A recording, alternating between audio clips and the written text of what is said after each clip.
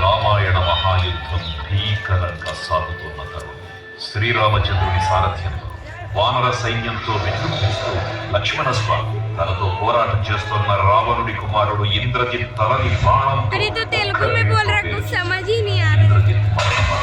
రావణుడు ఆవేశంతో ఊపిపోయి ప్రతీకారం కోసం పాతాళ లోకాధిపతి తన సోదరుడు అయినటువంటి మహిరావణుని సహకారం కోరాడు.